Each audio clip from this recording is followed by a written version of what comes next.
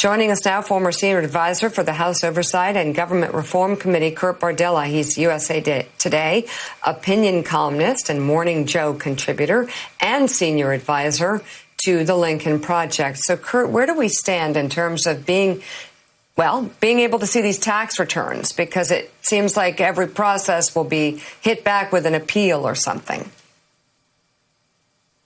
Yeah, I mean, I think there's no question that what we have seen really through all of Trump's presidency is that any time Congress exerts its oversight authority, Trump either completely ignores it or he goes to the courts to defy it. But we have seen time and again, while that process takes time, the courts reaffirm Congress's authority to ask for these documents, to have these subpoenas enforced.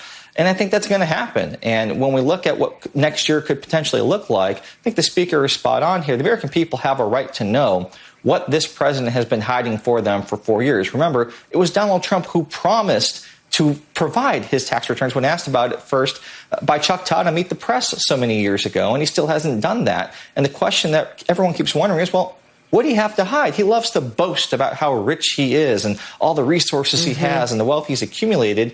Yet, curiously, when it's time to provide and show, he doesn't want to do that. Well, there's a reason for that, Mika. It's either because he's not as rich as he says he is, or because he has a lot of debts and owes money to people that the American people would not be comfortable with, someone having leverage over the sitting president. We need to know what was behind what these last 4 years have looked like. And I suspect that there's a lot there that Trump would just be flat out embarrassed to show the American people.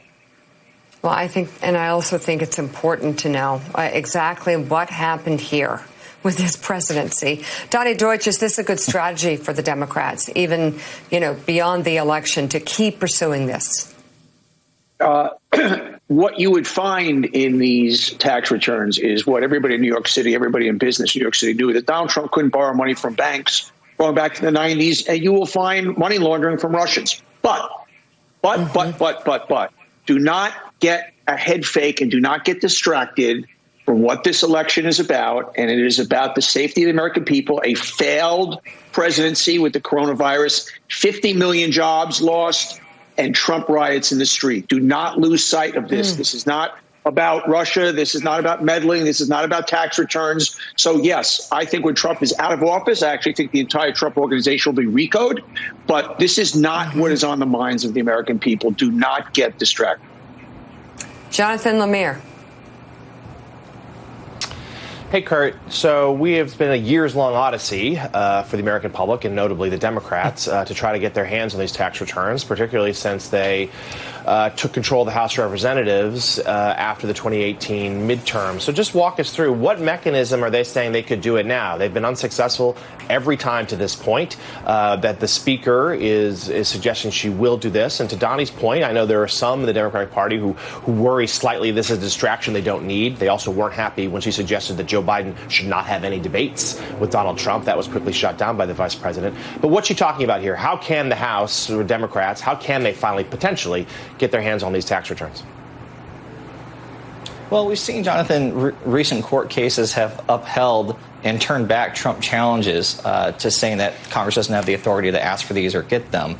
And so I think that they're going to get these returns, whether it's from Donald Trump, his accounting firm, or from various banking institutions that he's done business with and had to show those returns to. There are a lot of mechanisms for them to get that. I think really what Congress is focusing on, what Speaker Pelosi is also alluding to here, is much broader. The need for Congress to reassert itself as a check and balance to the executive branch, to reassert its subpoena authority and ability to do things. I mean, we're seeing right now, just in the House Foreign Relations Committee, they've announced that they're going to start contempt proceedings against Secretary of State Mike Pompeo, who's resisted subpoenas, ignored calls for oversight, has been completely unresponsive to them. And they're going to need to do these things. And I think one thing that they're going to look at is looking at ways to give themselves more authority and power to enforce their subpoenas. We've seen the flaw in check and balances is that ultimately so many of these things go to the Attorney General to enforce. Well, when the Attorney General is someone like Bill Barr, we already know that that's going to go nowhere. So Congress has an urgent need to really give itself authority outside of the Attorney General to enforce them. Congressman Ted Lieu, member of the House Judiciary Committee, has put forward a proposed rule change that would give them the authority to levy up to $100,000 in fines to anybody who defies a subpoena and oversight opportunities. So that's something I think that they'll look at doing, because we have seen time and again now, whether it's at the EPA, the State Department, anything related to foreign affairs, foreign policy, intelligence. This administration does not cooperate with oversight, and we cannot have that happen for another 4 years. All right, Kurt Bardella, thank you so much. And coming